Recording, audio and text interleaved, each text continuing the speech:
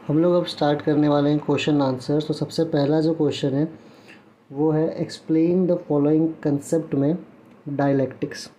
तो हम ट्राई करेंगे सारे क्वेश्चन आंसर्स को करने के लिए, और क्वेश्चन आंसर्स में जितने भी क्वेश्चन आंसर्स हैं हम ट्राई करेंगे बोर्ड एग्ज़ाम आने से पहले सारे के सारे क्वेश्चन आंसर्स को हम कवर कर लें।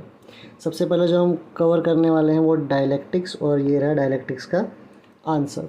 देखो क्या लिखा हुआ है। लिखा हुआ है in order to understand the true nature of an event one needs to know its opposite. ये बोल रहा है कि अगर हमें किसी भी इवेंट को समझना है, तो हमें उस इवेंट के ऑपोजिट को समझना होगा। अगर हमें किसी भी इवेंट की सच्चाई को समझना है तो हमें उसके ऑपोजिट को समझना होगा। एक एग्जांपल लेते हैं। मान लो कोई एक इंसान है और हमें उस इंसान के बारे में जानना है, तो हमें उस इंसान की सिर्फ अच्छाई ही नहीं लेकिन उसकी बुराई भी देखनी पड़ेगी। अब देखो, अगर हमें किसी भी इवेंट को समझना है तो हमें उसके ऑपोजिट को समझना बहुत ज़्यादा ज़रूरी है। एग्जांपल के लिए ट्रू फॉल्स या गुड एंड बैड। तो हम आंसर का लिखें डायलैक्टिक्स में कि अगर हमें किसी भी इवेंट को समझना है, in order to understand the true nature of an event one needs to know its opposite. Example का याद रखना है कि अगर हमें किसी इंसान को समझना है तो हमें ना सिर्फ उसकी अच्छाई लेकिन उसकी बुराई को भी जानना बहुत ज़्यादा ज़रूरी है। ठीक है, ये था फर्स्ट पॉइंट। इसी में आगे लिखा हुआ है कि ये जो डायलैक्टिक्स जो एक तरीका है जिसमें हम किसी भी इवेंट को समझते हैं। अच्छा, तरीका क्या है?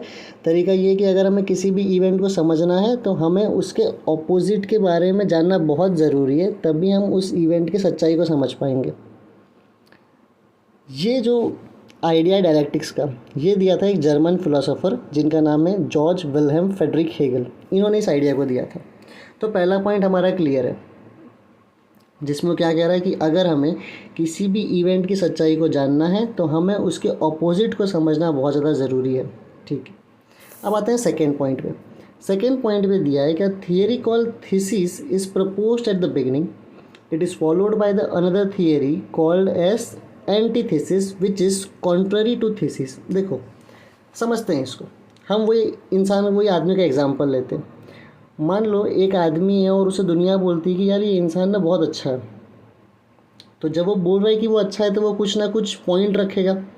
तो मान लो वो पॉइंट रख रहा है कि यार ये इंसान अच्छा है क्योंकि ये ना बहुत रिस्पेक्ट से बात करता है। तो ये उसने जो पहला पक्ष रखा कि ये इंसान अच्छा है क्योंकि ये बहुत रिस्पेक्ट से बात करता है, इसी को ही हम कहते हैं थीसिस। इसे हम कहते हैं थीसिस। लेकिन दूसरा व्यक्ति कहता है कि नहीं भाई, ये इंसान अच्छा नहीं है क्योंकि जब ये गुस्सा हो जाता है ना तो ये बहुत रूडली बात करता है।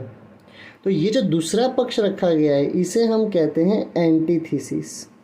तो पहले एक आ गया थीसिस, तो पहले क्या आया? एक थीसिस। जो पहला पक्ष आया उसे हम कहते हैं थीसिस कि ये आदमी अच्छा है क्योंकि रिस्पेक्ट से बात करता है, वो है पहला पक्ष, उसे हम क्या कहेंगे? थीसिस। फिर एक दूसरा पक्ष आता है कि यार ये अच्छा इसीलिए नहीं क्योंकि जब ये गुस्सा होता है ना वो रूडली बात करता है। तो ये क्या है? दूसरा पक्ष है, इसे हम कहते हैं एंटीथीसिस। और ये थीसिस का क्या है? एकदम ऑपोजिट, कॉन्ट्ररी। क्या है उसके? एकदम ऑपोजिट। तो इसमें क्या होता है? देखो, सबसे पहले एक उस इंसान के बारे में अगर हमें बात करना है तो सबसे पहले हमने क्या बात किया था कि अगर हमें किसी भी इवेंट को समझना है तो हमें उसके ऑपोजिट को जानना बहुत ज़रूरी है। ठीक है, तो हमने एग्जांपल किसका लिया? एक आदमी का। अब उस आदमी का हमने एग्जांपल लिया, तो जब हम उसका पहला पक्ष रखेंगे कि वो अच्छा क्यों है तो हम क्या बोलेंगे? उसे थीसिस। जब हम बताएंगे कि वो अच्छा क्यों नहीं है तो उसे हम क्या कहेंगे? एंटीथीसिस। यही लिखा हुआ है। A theory called thesis is proposed at the beginning, it is followed by another theory called antithesis which is contrary to thesis. Contrary मतलब उसका ऑपोजिट। उसके बाद में after a thorough logical discussion of both new thesis is proposed having gist of both, इसको हम कहते हैं synthesis. पहले समझते हैं। तो पहला पक्ष था थीसिस जिसमें ये कहा गया कि यार इंसान अच्छा क्यों है। दूसरा पक्ष आया एंटीथेसिस जिसमें ये कहा गया कि ये इंसान अच्छा क्यों नहीं है। और जब दोनों को मिला के हम एक पर्टिकुलर डिसीजन, फाइनल डिसीजन पे आएंगे उसे हम कहते हैं सिंथेसिस।